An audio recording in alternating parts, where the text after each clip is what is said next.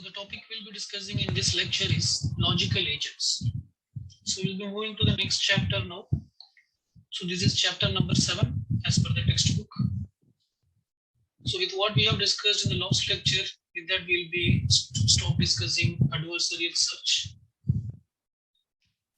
So what is the core thing here we are going to discuss? As the name suggests, it is logical agents. That is, agent is going to apply some logics. So before that, what is a logic? See, logic is a basic method of representation of facts. Logic is a basic method of representation of facts. And from these facts, further facts can be derived. So that is what the role of logic. And the concept of logic is very old. It is a pretty old concept. It exists since the time of Aristotle. So Aristotle has first derived the idea of logics, right? So this is something like a quotation which gives an abstract idea about what we are going to discuss. So the topic we are going to discuss is logical agents, in which we design agents. We design agents such that these agents can form representation of a complex world. That is, these agents will be having the capability to represent the complex world, and also it will use some inference mechanism to derive new representation of the world. And using this new representation, they can deduce or they can further infer like what they are supposed to do, right? So that is what we are going to discuss in this lecture. That is, the logical agents can represent, they have some mechanism to represent the complex world. And apart from that, they can also apply some inference mechanism, and they can come with some new representations, that is some new knowledge. And from this new knowledge, they can decide like what they are supposed to do. Fine. So to start with, see humans are the intelligent beings which we know. So humans know things. So if you take a typical human being, they know certain things. And so this knowing the things means something like a knowledge. So this knowledge is represented in the human. Where it is represented? It is represented in the brain or mind or whatever it may be. That is philosophical aspect. Let us not go and get into that. But somehow, somewhere in the human, the knowledge is represented. So based on that only they know things. And this knowledge helps them to do things. And based on this knowledge only, they are doing things. So they are confident enough to do certain things. So this is not an empty statement. This is a real truth. This is how the human beings work. Okay. And humans do not work just by reflex mechanism. So it's not just a reflex mechanism. It's not a reactive mechanism in which a human work. Rather, by reasoning, they reason. They learn over a period of time. They analyze the facts and then they make decision. Okay. So if you are able to make an AI system to do that, then such systems are called as knowledge-based systems. So in an artificial intelligence system, if we could provide the ability to represent knowledge, and if that system can learn over a period of time, that is, if it can infer, so not exactly learning, if it can infer, if it can deduce new facts, if it can infer new facts from the existing facts, and based on the new facts, if it could make some decisions, then such systems are called as knowledge-based systems. So we have discussed several ways of problem solving in chapter 3 and 4. Like we have discussed heuristic search. Before that, we have discussed uninformed search, informed search, all those things. But they know things in a limited way. So they are strictly based on that algorithm. The algorithm only controls the things, right? So for example, the problem solving agents, which we have discussed in the previous classes, like uninformed search or informed search or heuristic search, whatever you see, they are generally they are inflexible. They are not flexible. So they normally try to explore every possible states. Of course, we generally they explore every possible states. We tried some refinement, like for example, if you take the minimax search, it tries to explore every states, right? Then we have reduced some improvement over that by using alpha beta pruning, but the basic version actually tries to explore every possible state. So this is applicable to almost all the algorithms. So such algorithms or such problem solving agents were generally seems to be inflexible, and in most cases their search complexity is exponential in time. And further, these problem solving agents, they cannot infer unobserved information. So based on some existing info, they cannot infer new things. They cannot infer new knowledge, right? So because of these things, we say that because of these things, we are moving to the next level of artificial intelligence, or the next level of agents, which is called as logical agents, right? So if an agent is using logics, that is, if it is has the ability to represent knowledge, and if it can infer new facts from the existing knowledge, then such a system is called as knowledge based system. Then such a system is called as an knowledge based system. And the central component of a knowledge based system is a knowledge base. So knowledge base is something like a database which contains set of sentences. So knowledge base is not something like a database which contains set of sentences. So these sentences are also called as facts. But these facts can take either the value of true or false. Okay, sometimes it may take the value true, or sometimes it may take the value false, depending on the situation. And the sentences, how we will represent the sentence? These sentences are represented by using some languages. So these languages are called as knowledge representation language. Okay. So actually there are many such languages. So as we have already mentioned, this logic is a concept which is a very old concept. It is existing since the time of Aristotle. So since the time of Aristotle itself, there are many ways to represent the knowledge. For example, one of the common way to represent knowledge is called as propositional logic. Propositional logic is one of the simplest way to represent knowledge. We can only represent set of facts, and these facts can take truth value. Either it can be true or false. The another form of logic is something called as predicate logic. Predicate logic is also called as first order logic. Right? Similarly, there are different types of logics are available. Say there is something called as probabilistic logic. These are little advanced, so they also include some kind of probability. And we have fuzzy logic. So like that, there are all these are nothing but different knowledge representation languages. Propositional logic is one way of representing knowledge. Predicate logic is another way of representing logic. Probabilistic logic is another way of representing logic. Fuzzy logic is another way of representing logic. Okay, so they all have their own vocabulary. They all have their own syntaxes. So for example, if you take any language, there is a syntax. Right? Even if you take it need not be a programming language. Even if you take a language like English or Hindi or Telugu, there is some syntax, right? So the syntax represents the rules or the grammar of the language, right? So similarly, for these languages also there are some syntaxes.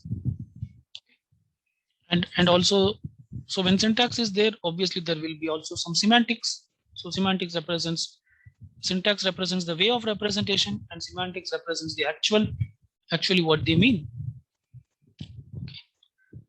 Right. See, some of these sentences are also called as axioms. Axiom is basically, it is a sentence. It is a sentence uh, but a sentence which cannot be derived, such sentence are called as axioms. So these are not derived from any other sentence. These are something like very basic facts which cannot be proved. So for example, there is a very basic fact which is generally acceptable by all. So assume there is a basic fact which is generally acceptable by all, and there is no way to prove that. Okay, generally accepted by all, and there is no way to prove that, and you cannot prove it. Such sentences should be represented in the system, and they are called as axioms. Right? So there is no formal way to prove that, but it is a known fact. So such sentences are called as axioms. So these are some of the terms which you will encounter, and sometimes we may want to add new sentences to the knowledge base. So you can add a new sentence to a knowledge base by using a command called as tell. So tell is a method to add new sentences to the knowledge base. Similarly, if you want to query the knowledge base, the method is to use ask. So ask is something like a command which is used to query the knowledge base. Now you can ask the knowledge base. The knowledge base, based on its sentences, it will give some answer for whatever you ask. Right? And inference. What is inference? Inference is deriving new sentence from the old sentences is called as inference. So it means we are deriving so it means the knowledge base, the agent. So basically, agent is using the knowledge base. So the agent is using the knowledge base, and the knowledge base contains many old sentences. From the old sentence, if the agent derives new sentences, then that is called as inferences. Right? Again, tell and ask also may involve inference. What does it mean? Tell means, say for example, the knowledge base already it contains some sentences, right? Now assume that the user is giving a new sentence. User is adding a new sentence to the knowledge base through tell. So user is feeling this is a basic fact, maybe something like axiom. So user is adding this sentence to the knowledge base. Now the knowledge base has got an additionally one sentence. Previously, say if it has n sentences, now it has n plus one sentence. Now once this new sentence was added, the agent may, based on this new sentence, the agent may infer some new things. And it may add some further new sentences the agent can add. So tell can create inference, right? Similarly, ask may also create inference. Say for example, the user is asking the knowledge base some question, whether what is some question he is asking. So based on this, say there is no direct answer available in the knowledge base. Whatever the question the user has asked, there is no direct answer available here. Now the knowledge base will analyze all the sentences whatever available, and based on this sentence, it will make some inference and it will give a reply. So now as a result of this, it has created a new sentence. So that new sentence also it will add. Okay. So see, this logics we are talking about basic logics. So I'm not talking about fuzzy logic or anything like that. So these basic logics they are very perfect. So for example, that means there is no ambiguity in them. There will not be any ambiguity. So for example, say, so this is a very standard example. Say these are some of the basic axioms you are adding to the knowledge base. Say like all men are mortal. All men are mortal. This is a sentence you are adding, okay, and you are saying that Socrates is a man. Say these are already added to the data, to the knowledge base. Now say for example, you are asking the knowledge base like, is Socrates is mortal? Is Socrates is mortal? You are asking a question. Is he mortal or not? Now there is no direct info available here, whether Socrates is a mortal or not. Only there is available Socrates is a man, and there is something all men are mortal. Now the agent can infer The agent, with this fact, the agent can infer that Socrates is mortal. So it is 100% truth. There is no doubt in that. So there is no ambiguity in that. So because from these two facts, the agent can derive a new fact, which is called Socrates is mortal. So this new fact will be added here. Socrates is mortal. Are you getting? And also the agent will reply to the user that, yes, Socrates is mortal. Something like that. Uh, so what I'm trying to say in the sense, in case of very fundamental, when you apply the fundamental logic like propositional logic, there is no ambiguity. They will create strictly logical sentences. That is, they will create strictly the sentence that will be either true or correct. There is no confusion like whether it is true or not. No, nothing like that. Okay. Fine. So that is about tell and ask. So basically, we to address the issues that are connected with the problem solving agent, we are going for knowledge based agent. So knowledge based agent includes knowledge base, and also it contains rules for inferences, and also it provides uh, logic which is used to process the statements, or the knowledge base contains statements. The statements will be effectively processed. The logic provides the mechanism to represent the statement, and also it provides mechanism to infer new facts from the existing facts, right? Okay. So knowledge base, so if you see knowledge base is basically domain specific content, right? Say so domain specific means it is related to a particular domain. So when you talk about chess, the knowledge base will be specific to chess game, the rules of the chess game. It will be limited to that. But when you see the inference engine, so inference engine is something at the top of the knowledge base. So knowledge base is something like a database which contains set of statements, but these set of statements are specific to a particular domain. But this inference engine is very generic. It is domain independent. These are domain independent algorithms. That is, these algorithms can be applied on knowledge base of any domain, right? Okay. And the agent which will be the agent is the one which is going to use the knowledge base and make the inference, all those things. And the agent can be viewed either at the knowledge level, or it can be viewed at the implementation. Knowledge level means it is something like a high level abstraction. It is like a high level of abstraction. That is the agent know what they know, but the agent does not know how it is implemented. So it is like a top level understanding. So if the agent is viewed at knowledge level, so this is if the agent is viewed at knowledge level, it is a high level of abstraction. That is now the agent know like what it knows, what are the things it knows that the agent knows, but agent actually don't know how it is implemented, right? But if you see the agent at the implementation level, if you view the agent at the implementation level, then it also knows like how the whatever it knows, how it knows also it knows. So what data structure is used in knowledge base, and what are the algorithms that manipulate them, everything it knows. If it is if you are viewing the knowledge, if you are viewing the agent at implementation level. Okay. Fine. Okay, so this is the introduction to the logical agents. Now let us let us understand the logical agents with an example.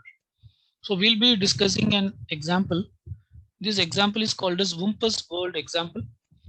First, this problem we are representing this problem in PEAS description, which we have learned previously. P stands for performance measure, E stands for environment, A stands for actuators, and S stands for sensors. Right. So what is the problem? This is the problem. Say this is like there are different rooms. So there are 16 rooms are here. So this is something like a den. So this is something like a den. This den contains 16 different rooms, and the agent is starting here. Assume you are the agent. The agent is starting here, and this den contains some of the rooms. Actually, they contain pit. Some of the rooms contain pits. if the agent enters this room, the agent will die by falling into the pit. Okay, so it means the agent should not enter into the room, but the agent don't know which room contains pit, right? By accidentally, if the agent enters the room which contains pit, then the agent will die. And one of the room contains what you call a devil-like creature called Wumpus. One of the room contains a devil-like creature called Wumpus. And this Wumpus will be only in this room. The Wumpus will not change its room. Okay, Wumpus will not change its room. And agent should not enter this room also. By accidentally, if the agent enters this room, Wumpus will kill the agent. Okay, but agent is given with one arrow. Agent is having one arrow. If the agent faces the Wumpus face to face, if the agent meets the Wumpus face to face inside the room, and if he fires that arrow, then Wumpus will die. So there is that possibility also. Okay, so it's not that always if the agent enters the room of the Wumpus, the agent will die. No. For example, if the agent is meeting the Wumpus face to face, and if he fires or if he shoots, if he is having the arrow and if he shoots, then the Wumpus will die. But the agent has only one arrow. Okay, so this is the second condition, and we have certain hints. The rooms that are adjacent to the pit, there will be breeze in that rooms. Whichever the rooms that are adjacent to pit, there will be breeze. So adjacent in the sense they should be adjacent. What you call they should be adjacent in the straight way, not diagonally. Okay, so for example, here there is a pit, so there is a breeze in this room, there is a breeze in this room, and also there is a breeze in this room, right? Here there is a pit, there is a breeze in this room, there is a breeze in this room, there is breeze in this room, right? So wherever there is a pit in the adjacent rooms, there will be breeze, and wherever there is Wumpus in the adjacent room, there will be stench. There will be some bad smell. So Wumpus is here, so in this room there is a bad smell. Here also there is a bad smell, and here also there is a bad smell, right? And one of the room contains gold. One of the room contains gold. So actually the agent is here to get the gold. The agent is here to get the gold, right? So this is the problem statement. Okay. So now we are trying to solve this problem by using logic. Fine. Okay. So the performance measure is what? If the agent gets gold, then the agent will get 1000 points extra. If the agent dies, then he will be decreased by 1000 points. His score will decrease by 1000. And whenever agent makes one step, his score will be decreased by 1. And if the agent uses the arrow, his score will be decreased by 10, minus 10. And this is the environment specification. Squares adjacent to Wumpus or smelly, that is the stench. Squares adjacent to pit or breezy. And glitter if gold is in the same square. So if the agent enters this square, how do the agent knows that there is a gold? So there will be a glitter, but only within this room. So whenever there is if this room contains gold, then the glitter will be only within this. So if the agent enters the room and there is a glitter, then the agent will understand that there is a gold, right? Glitter if and only if gold is in the same square. Shooting kills Wumpus if you are facing it. So shooting will kill the Wumpus if the agent is facing the Wumpus. Shooting uses up the only arrow, right? And there is an action the agent can do for grabbing the gold. So grabbing is an action which is used to pick up the gold if the gold is in the same square. And releasing is also an action the agent can do, which is used to drop the gold, right? And these are so we let us assume that the agent has the capability, the agent has sensors to sense these things. The agent can sense the stench smell. The agent can sense the stench or the smell, the bad smell. The agent can sense the breeze. The agent can sense the glitter and bump. What is bump? So it is not that all. It is not that all flow. What you call See, this is a wall. This is a, so agent is currently in this room, but there is a wall between these two rooms. So if the agent want to go from this room to this room, it is possible only if there is a door. Similarly, the agent can go from this room to this room only if there is a door. So it is not that there is a door available between every two rooms. Between some rooms, the door may not be available, right? In that case, the agent will experience a bump. It means he is hitting on the wall. So it means he cannot go in that direction. For example, the simple example here you can understand is the agent is here. He cannot go this side. There is nothing here. So he cannot go move to the left. So if he tries to move to the left, he will experience bump, right? And scream. So if Wumpus dies, then it will make a big sound. So that is called a scream. So if Wumpus dies, no, then it will make a big sound. That sound will be visible in all the rooms, right? So suppose agent may be here. Agent may be here only, but suppose the agent, say for example, the agent hears the scream sound, then the agent can assume that the Wumpus has died. Okay, so that's the concept. Fine. So these are the sensors, and these are the actuators. What the agent can do? Agent can turn left. The agent can turn right. The agent can move forward. The agent can grab, release, and shoot. Okay. So turn left means he is changing the direction. For example, currently agent is facing this direction, but if he want to go to this room, then you have to change it. Turn right.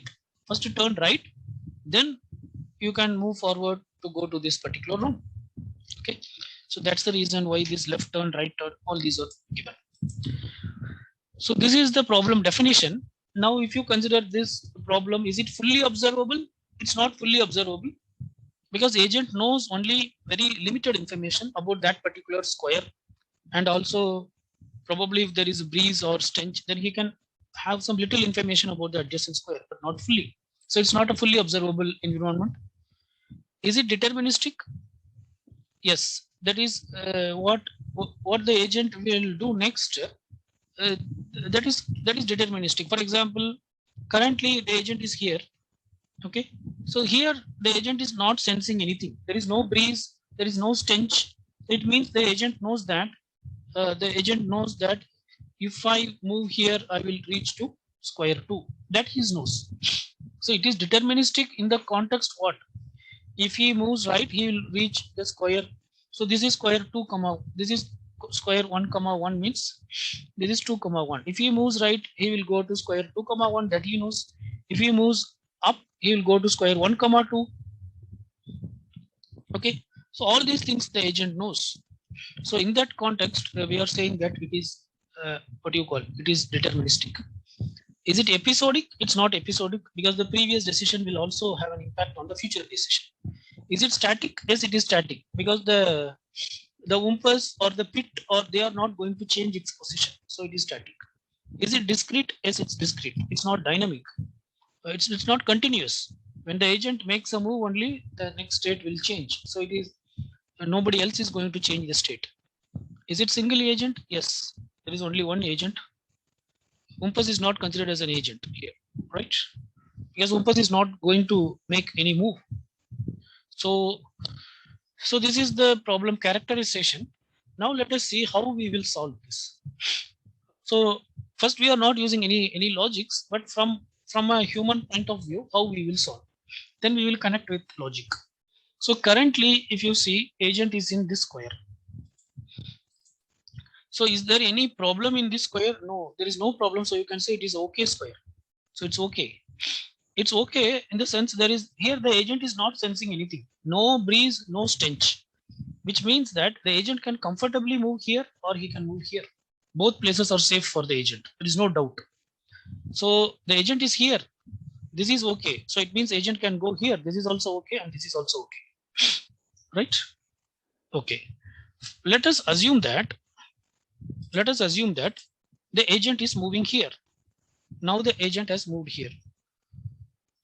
When the agent moves here, what he will sense? So here there is a breeze. Here there is breeze. So when the agent moves here, he experiences breeze. But when breeze is there, what does it mean? The adjacent square as a pit.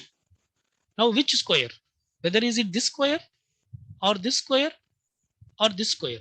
There are three possibilities. But agent has come from this square. Okay, agent has came from this square. So agent knows that there is no pit here.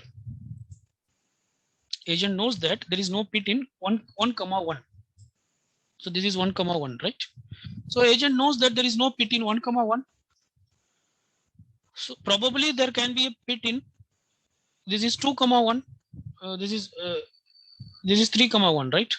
This is x-axis 3, y-axis, yeah. So probably there can be a pit in 3, comma 1. So this is 1, 2, 3, 4. Again, this is 1, 2, 3, 4. Okay. So this is, so probably there may be a pit in 3, comma 1, or there may be a pit in 2, comma 2. Right. So now what the agent will do? Now the agent cannot take the risk. If he goes here or here, if he goes here or here, there is a equal probability of getting into a pit. So this is pretty risky. So agent cannot make any decision here. So what the agent will do is agent will go back. Agent will go back to this A state. If you are a human, you will do this only, right?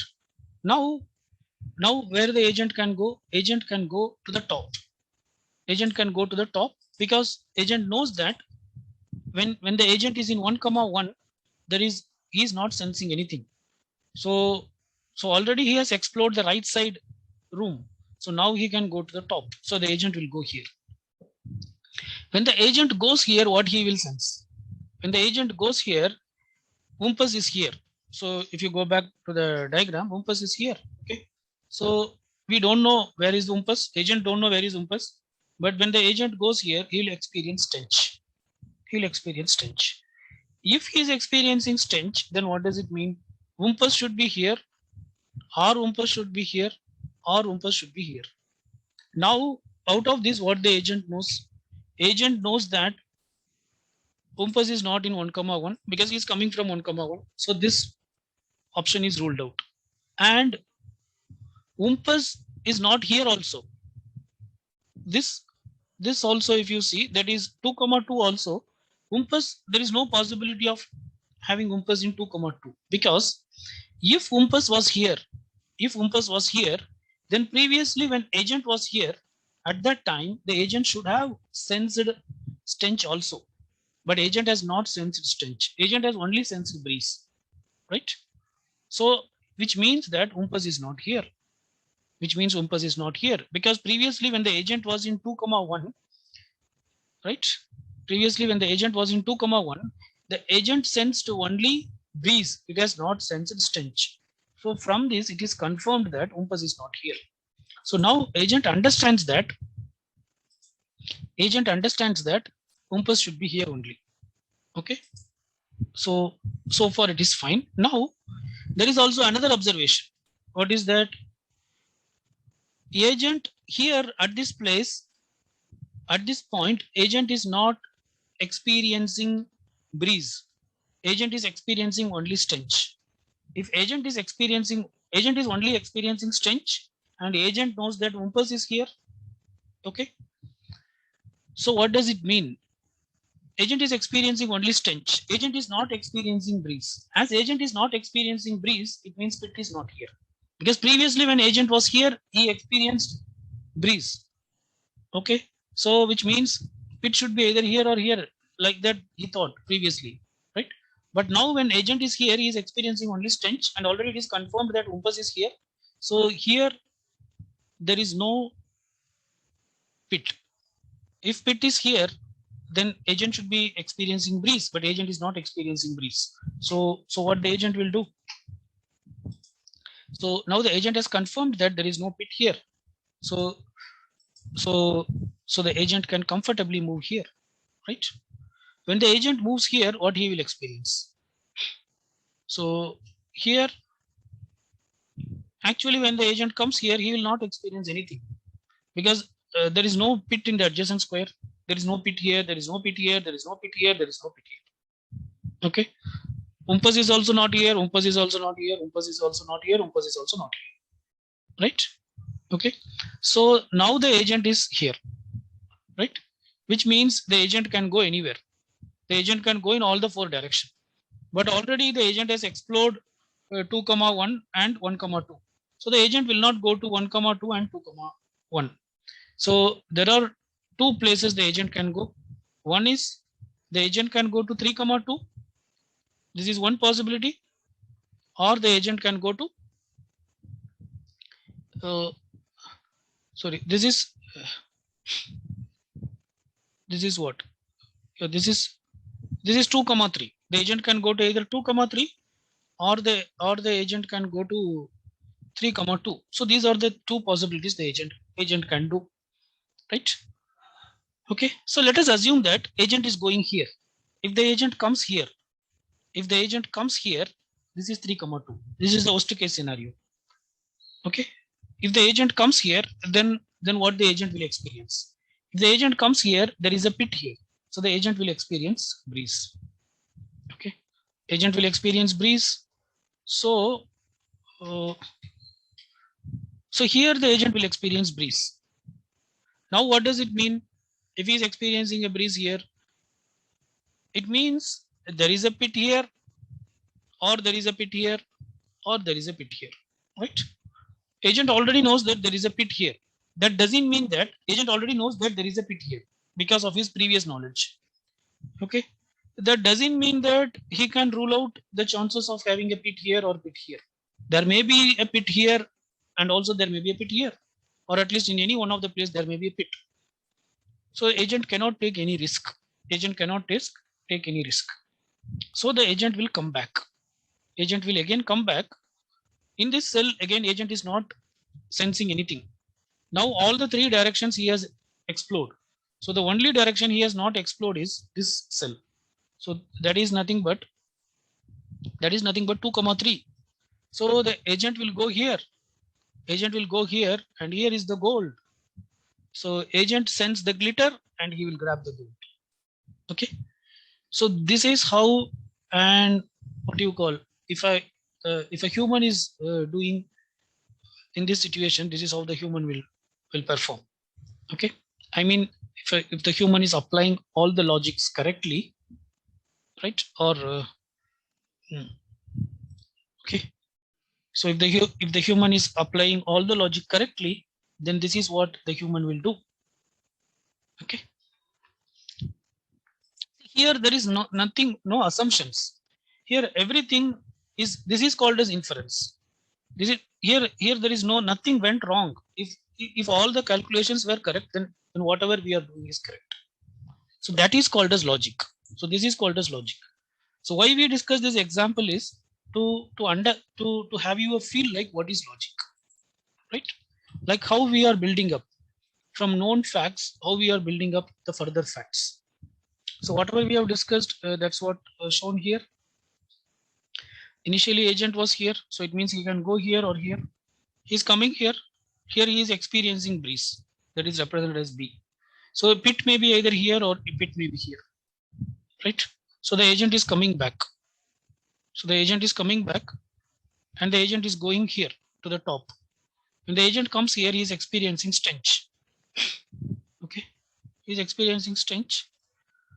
So when the agent is experiencing stench, the agent knows that the umpus should be here only, because previously, if the umpus is here,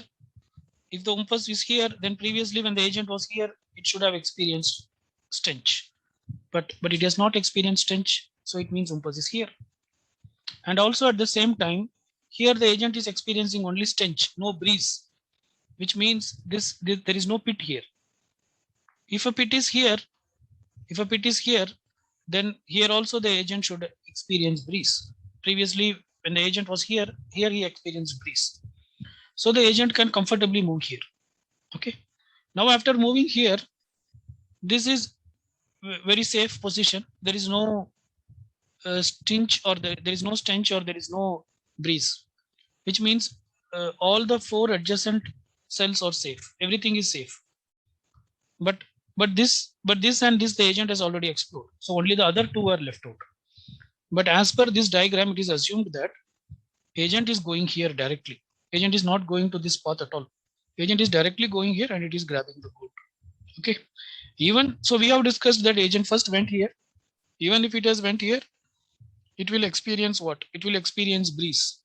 As it experiences breeze, it will doubt that there may be a pit, so it will come back and it will go up. Right. So anyway, it will grab the gold and it will go back. So this is the whole story. Fine. So this example we'll be using over a period of time. So that we have discussed that. Okay. So now, what is logic? We here in the previous example we use logical reasoning to find the gold. So logics are formal languages. So basically, logics are one type of languages to represent information, and based on this information we can draw some conclusions. And this logic includes syntax and semantics. Syntax represents the grammar of the language. So the language will have its own grammar or the rules, that is called a syntax. And semantics represents the meaning of the sentence, or it represents the truth value of the sentence. Right? For some sentence, the truth value may be always true, and for some sentence, the truth value may be always false. For some sentences, the truth value may change with respect to time. For example, consider the language of arithmetic. So there are different types of sentence. Here we are taking the language of arithmetic. For example, this is a sentence: x plus 2 greater than or equal to y. This is a sentence. But this is not a sentence because there is no meaning in this. So the sentence should have a syntax and also semantics. It is following some syntactic structure, and also it has meaning. But it is not following any syntax. X2 means what? Is it x into 2 or x to the power 2 or what? So there is something is missing. X2 plus y greater than empty set. So this is not a correct way. So hence we say that this is not a syntax, because it is not grammatically, or it is not syntactically following any fixed grammar or rule, and also it is not making any sense. It is not making any meaningful.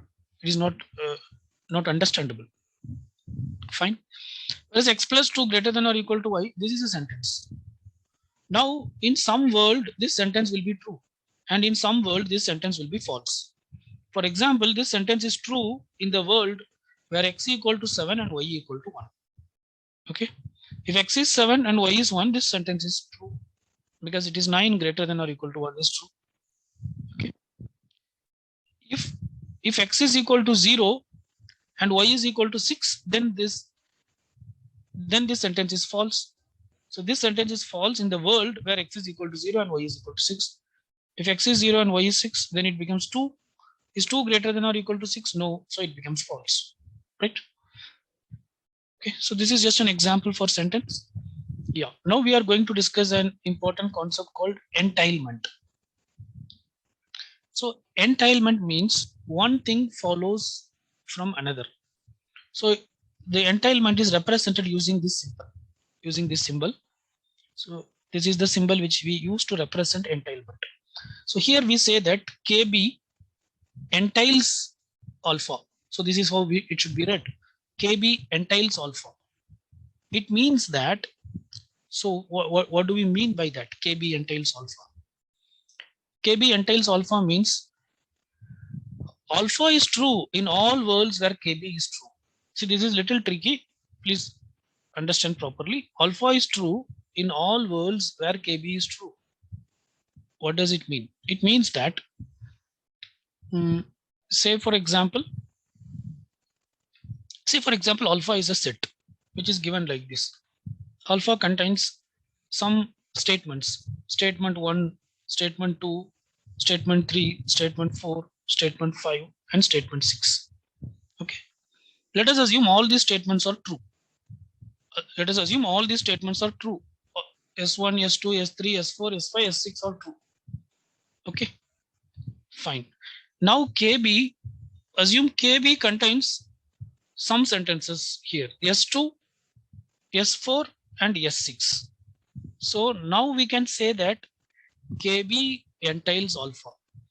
Okay, KB contains only these sentences: S2, S4, S6, and all these sentences are true in KB also. So then we can say that KB entails alpha. Is that clear? So entailment means a knowledge base KB entails a sentence alpha if and only if alpha is true in all worlds where KB is true. Right? See, this you should understand properly. Alpha is true. See this, alpha is true in all worlds where KB is true. For example, you take 1 by 1 alpha. Alpha is true. Actually, this, see, this thing you should this thing we should understand in a proper way. Alpha is true in all worlds where KB is true. So actually you should understand this in the reverse way. Don't took it, yeah, the meaning also, it's English meaning is also, if you sense it, if alpha is true, if alpha is true in all worlds where KB is true. So we have to start from where? We have to start from KB. You should not start with alpha. If you start with alpha, you will land in trouble. Okay. If alpha is true in all worlds where KB is true, so you have to start with KB. So start with KB. S2, KB is true. So S2 is true in KB. Is it true in alpha? Yes. S4 is true in KB. Is it true in alpha? Yes. S6 is true in KB. Is it true in alpha? Yes. So KB entails alpha. Is that clear? Okay. So wherever KB is true, there alpha is also true. Or simply understand that way. KB entails alpha means wherever KB is true, there alpha is also true. There alpha is also true. In that case, we can say that KB entails alpha. So in this case, if you take this example, it is KB entails alpha is true. Because you take anything in KB, S2 is true, that is true in alpha also. S4 is true, that is true in alpha also. S6 is true, that is true in alpha also. Right? Here KB entails alpha, but alpha does not entails KB. This is false. Alpha does not entails KB. Okay. If I say alpha entails KB, then what does it mean? Wherever alpha is true, there KB is also true. But if you take S1 is true in alpha, but S1 is not at all in KB. Okay. So in that case, it fails. So alpha does not entails KB, but KB entails alpha. So this is what the meaning of entailment. Fine. So, and now let us try to understand what is meant by models. So in the world of logics, the logicians use the term models, which are model represent a world. Model represent a world in which something is true. Right. So for example, we say that M is a model of a sentence. M is a model of a sentence alpha if alpha is true in M. Right. M is a model of a sentence alpha if alpha is true in M. So M of alpha is a set of all models where alpha is true. When you say M of alpha, it is a set of all models where alpha is true. Okay. What is M? M is a model. M is a model of a sentence alpha if alpha is true in M. When you say M of alpha, it means that alpha, M of alpha is a set of all models. It represents set of all models or set of all worlds where alpha is true. Okay. So models are nothing but world. Models are nothing but world. World is represented as models. Right. So when you say M of alpha, which means that alpha is true in all models. M of alpha is true in the set of all models. Right. So here, right. So here, so this diagram you can see, this is M of alpha. So in this entire thing, alpha is true. Here also alpha is true. Here also alpha is true. Here also alpha is true. Here also alpha is true. Everywhere alpha is true. So that is what M of alpha represents. It's a set of all models where alpha is true. Right. But here we are saying that M of KB. M of KB is this. M of KB is a subset of M of alpha. M of KB is a subset of M of alpha. When you say M of KB, KB is true only here. Only here. KB is not true here. Here KB is not true. It's not true. KB is true only here, right? So when you talk about entailment, previously we discussed that KB entails alpha. So KB entails alpha under which condition? With respect to models, if you speak, KB entails alpha if and only if M of KB is a subset of M of alpha, right? What is M of KB? The set of all models where KB is true. What is M of alpha? The set of all models where alpha is true, right? So KB entails alpha is true if and only if M of KB is a subset of M of alpha. Okay, fine. Okay, so now let us once again, so now let us understand this entailment with an example. So we are now going to study this entailment with an example. So this is a reduced Wumpus world problem. This is not the same. At the top level, it is the same, but we are considering a reduced Wumpus world problem where we consider only pits. We consider only pits. That is, we assume there is no Wumpus. There is no Wumpus. Okay, there is no Wumpus. We consider only pits, right? And consider this is the current state of the world. This is the current. So the Wumpus world contains 16 squares, but this is the current state of the world. Initially, the agent was here, and at that time, the agent has not sensed anything, no breeze. Okay, we are talking about only pit, so there is no question of stench. So the agent has not sensed any breeze, so the agent has moved here. Okay, when the agent has moved here, the agent has sensed breeze. The agent has sensed breeze. B, I'm saying, it means that we know that it means that pit is either here or pit is either here. Okay, this is the current situation. This is the current situation. But this thing, how we are going to now? So this is a limited world Wumpus world problem. Okay, now so agent has this knowledge. What knowledge agent is having? Agent knows that this cell is okay cell, and there is nothing he has experienced here, which means agent has not experienced anything here. It means no pit here, no pit here. So, but agent came here. Here he has experienced breeze, which means pit is here or pit is here. These are the knowledge of the agent. But for the time being, forget the knowledge. For the time being, forget the knowledge. These two cells anyway it is explored. So leave this. These are the remaining possibilities. Okay, these are the remaining possibilities. Now we are considering a reduced world where a pit, where we are considering only pit. So what about the possibilities of these cells? Forget about the existing knowledge. So what are the possibilities of having a pit here?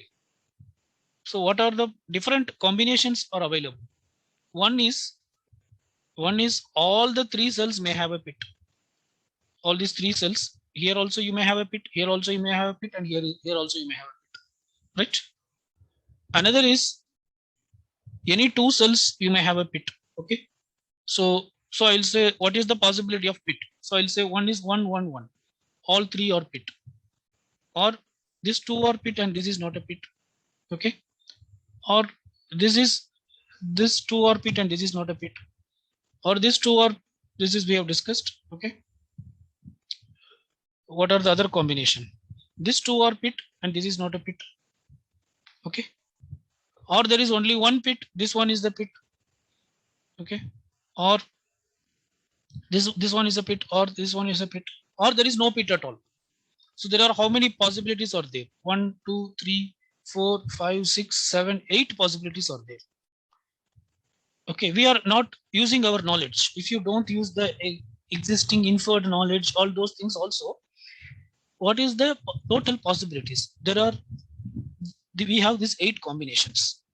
We have these 8 combinations. Okay, so this 8 combinations is our knowledge base.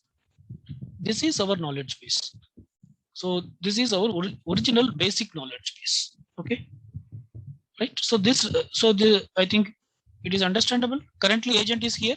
These two are already explored. So we are not considering this.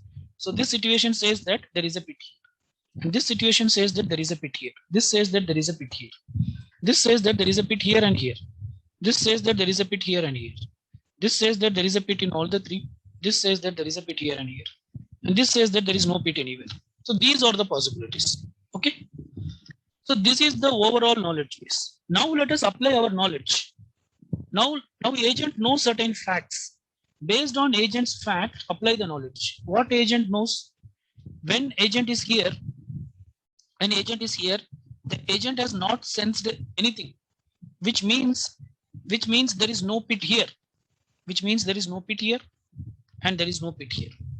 This is already we know. This is already it is mentioned. Nowhere here there is pit. So it means no pit here. So wherever there is a pit here, you can ignore. So this can be ignored. This can be ignored. This can be ignored, and this can be ignored. Okay. Is that fine? And one more thing, when the agent comes here, the agent is experiencing breeze. The agent is experiencing breeze. Okay. Which means that for sure, the agent knows that there is a pit either here or there is a pit here. Okay. When the agent is here, the agent is experiencing breeze, which means that surely there is a pit either here or here. Okay. So any one of these places should have a pit. So agent cannot assume that both these places are not having pit. Are you getting? When the agent is here, the agent is experiencing breeze. So agent knows that surely any one of these places is having a pit. So agent cannot assume that both these places were not having a pit. So this also is ruled out. Okay. So now our KB is reduced to this. So this is a reduced KB. This is the actual KB, but with this knowledge, with our knowledge, with the agent's knowledge, the KB is reduced this. Okay. Fine. So this is the reduced KB. So this is the reduced KB, right? So that is all possible Olympus world consistent with observation and the physics of the Olympus. The physics means whatever the knowledge we know. So that's it. So with that, this KB, our KB size is now reduced. Okay. Now let us assume some alpha. This is the alpha we are taking. What is that alpha? The statement. This is a statement. This alpha 1 is the statement. This alpha 1 is the statement. This statement says that 1, 2 is safe. 1, 2 is safe. Now go to our original diagram. See here. Here in which cells 1, 2 is safe? Which is 1, 2? First of all, let us identify. So this is 1, this is 2. So this is 1, 2. So where are the whichever the positions or whichever the states where 1, 2 is safe? So here 1, 2 is safe. Here 1, 2 is safe. I mean there is no pit in our drawings, right? Here 1, 2 is safe. Here 1, 2 is safe. Here 1, 2 is not safe. Here it's not safe. Here it's not safe. Here it's not safe, right? So this is the world where 1, 2 is safe. Possibility, right? So now that is what is alpha 1. So that is how we got this alpha 1. Are you getting? Okay. Now let us understand whether, now what about this statement? KB entails alpha 1. Is it true or false? Yes, it is true. Because wherever, what is KB entails alpha 1? It means wherever KB is true, alpha 1 should be true. Is KB is true here? What about alpha 1? Is it true? Yes. Is KB is true here? Yes. Alpha 1. So the, KB is true means this statement 1, 2 is safe. Is that is true here? Yes. Is alpha 1 is also true? For alpha 1 is also it is true? Yes. For here is KB, the statement is true. 1, 2 is safe. Yes. For alpha 1 is also it is true. Here is it true? KB, the statement 1, 2 is safe. Yes. For alpha 1 is also true.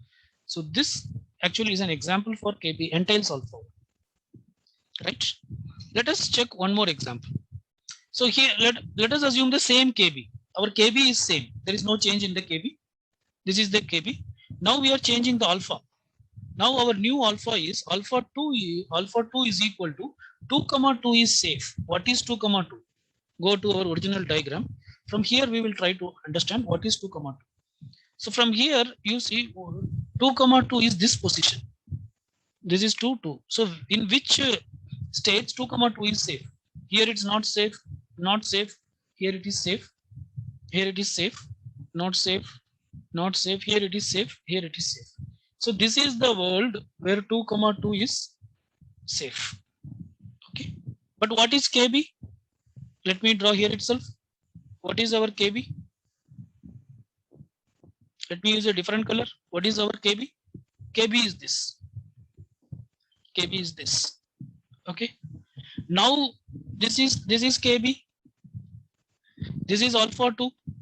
Now can you say that KB entails alpha 2? No, KB not entails alpha 2. Because wherever KB is true, alpha 2 is not true. What is alpha 2? Alpha 2 is a sentence which says that 2 comma 2 is safe.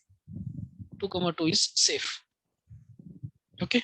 So here, so if you see here, this is KB. This belongs to KB. So here 2 comma 2 is safe for KB. But is it safe for alpha 1? Yes, it is safe. Here